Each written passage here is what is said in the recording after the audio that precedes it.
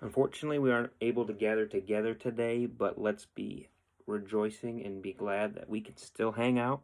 We can still use technology to our advantage.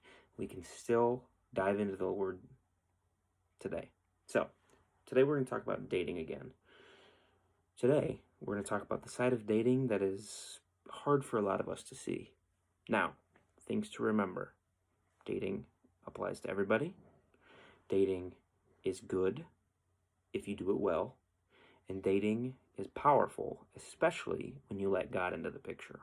Now, today I want to talk to you guys about a very important thing.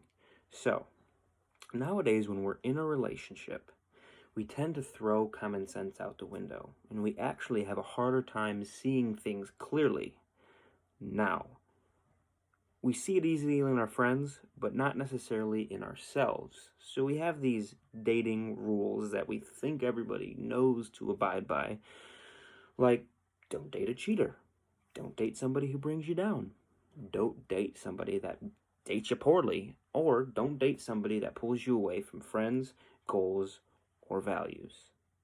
But as soon as we start liking somebody, we tend to take all that common sense and throw it out the window. Now, so how do you save yourself, your dating life, from those decisions that you will regret? So, we're going to look at the story of King David. King David, super interesting. Essentially, David was a war general, and he should have been away at war, but instead he was back.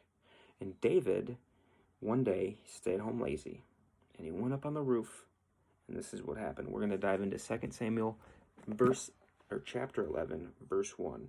In the spring, at a time when kings go off to war, David sent Joab out with the king's men and the whole Israelite army.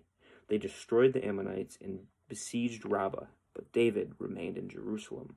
So David should have been away at war, but he actually stayed back. That was the first bad decision.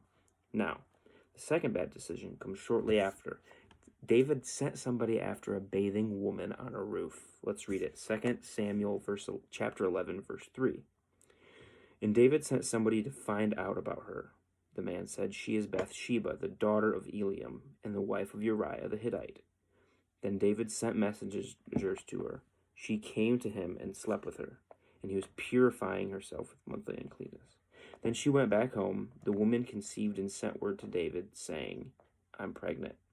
Now, what happened here is David's judgment was so clouded with his emotions that he made a ton of wrong assumptions. A couple of them. I'm an exception. I can do whatever I want. Why? Because I'm so powerful. Maybe what I want isn't necessarily that bad. That's the second wrong thing. Third one, I can manage the consequences. I have enough power to get away with whatever I want, and the consequences can't be that bad. So, you have this war general, stays home, doesn't go to war, sends other people to war. Instead, he's drawn into temptation. He sends somebody after a woman that's bathing on the roof just a ways away, sleeps with her, has a child, and now he's in a pickle. He has a hard time getting himself out of the situation. See, similarly, when we are in the middle of that situation, we lose perspective. When we're in a situation where we put so much of our emotions on other people's shoulders, we immediately lose perspective. And usually it takes somebody else to point that out to us. In this story, if you look later, a man named Nathan was the one who pointed that out to David. Now, so often we are in these relationships, we're in these situations where we need wisdom to be spoken into us. And what we need to do are three things. Number one, find your Nathan.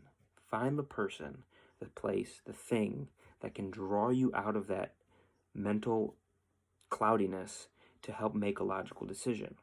Or the second thing, ask that person to have an honest conversation with you and tell you, what's the truth? Tell me the truth. Tell me what I need to do in my life. A trusted person. Now, number three, you need to listen to them and actually take what they say to heart. It's so important that we find those people around us to build ourselves up, especially when we know there will be times in life when our judgment is super, super cloudy. So, final word. To win dating, you need to be honest with yourself. and let very, very trusted people be honest with you. Now, what I want you to do is contact one of your small group leaders. Have a conversation with them. Ask them questions. Ask me questions. We're all available for you despite not being able to be together today. But we remember that God is with us at all times, no matter where we are, no matter our circumstance. And there is reasons to be humbled and rejoiced by that. Have a good week.